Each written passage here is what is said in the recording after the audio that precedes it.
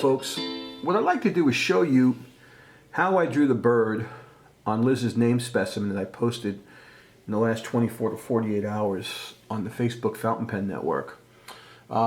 This is an example of that bird here. It's not the actual bird, but it's the same basic shape and principle. These are done offhand. They're drawn very quickly, and I'm going to show you how that's done. But one of the things you may want to think about doing is think of this in terms of the component parts. Okay, there's an upper stroke, a stroke below it, another stroke, a curvature for the head, and separate curvature for the beak. I always find it easier for myself to break this down rather than trying to draw a bird. You have a paddle-like structure for the tail, and they're basically these series of compound, reverse compound curves. Even the head has a similar type of curvature to it. Yes, proportion can be difficult, and I have been doing this for a number of years. I don't pretend that this is an easy thing you can do with the snap of your finger, but if you take a pencil and just some scrap paper and try, first you can trace the image if you want, get it into your mind and how to do this. And I only have a few bird patterns I work from, and I'm not as complex. There are people alive today that can do really complex bird flourishing. I am not one of them. I just wanted to do something that would add some, snap to my fountain penmanship. And so I'm going to do this. Typically these are done with flexible dip pen nibs, and you have shaded strokes. These wings would be shaded in this area. The tail would be shaded in one spot. This is the actual bird I'm going to demonstrate to you how to draw. This is the one I drew, as you're about to see. I filmed that first and then sort of just reversed the clips.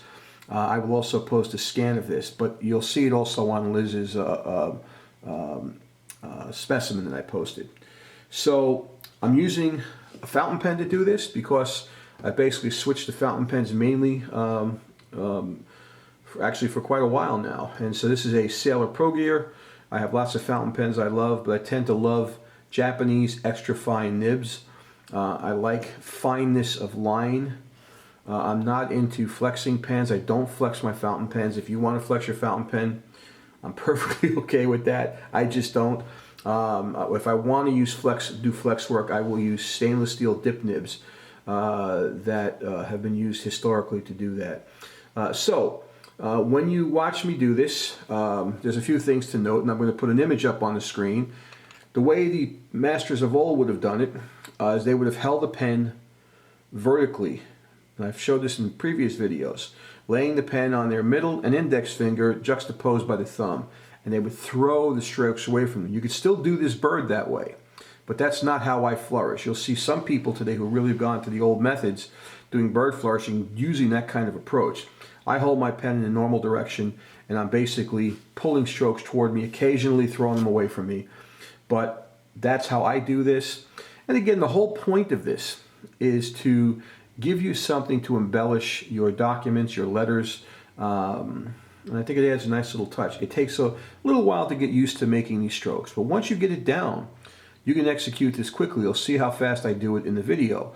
And I make a point of mentioning if I wasn't talking, I could do it even faster. It's not trying to brag or boast. It's just I've been doing this for a long time.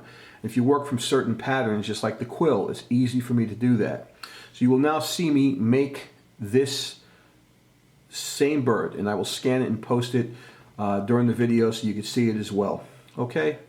You can use almost any nib you want, but to me, I like the fineness of line of Japanese pens, Japanese extra fines, I should say. Thank you so much for your time. Hope you enjoy this.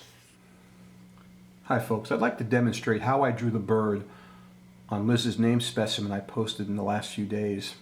It's currently June 17th, 2017. So these are offhand drawn. That means they're drawn rather rapidly.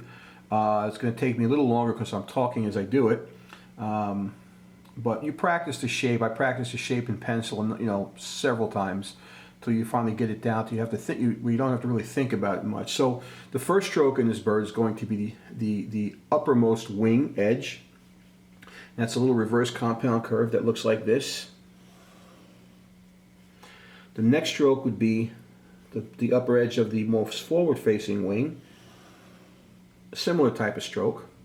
To form the bottom edge of that forward-facing wing, I rotate the paper because it's easier for me to do it this way. Others can do it a different way, but for me, I make it a little bit more bulbous and then come in and finish it like that. So now you've got 2 wings in shape, okay? I then go ahead and form the head by starting in between these 2 upper strokes with the multiple curve like this. And curve it back in and up. I then take the beak, come out from there, come down, rotate the paper, because what I want to do now is form the body of the bird. And when I form the body of the bird, I want it to harmonize with the lower edge of this wing. So I'll come down like this and bring it around, okay? The eye would go up in this little crevice here, a dot with a little line coming out of it. And the final thing to put on is the tail. You have to remember the bird's body, so it's not straight back, it's sort of curving like this.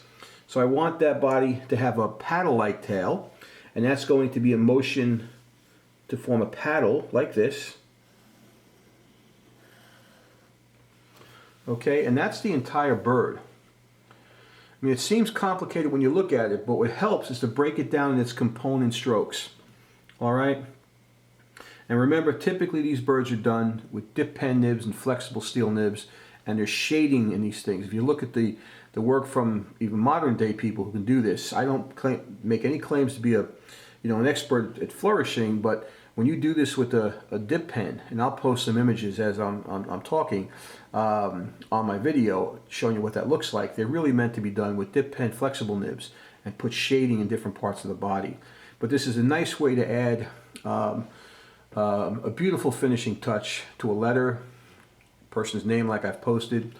I hope you enjoyed this, and see you again sometime.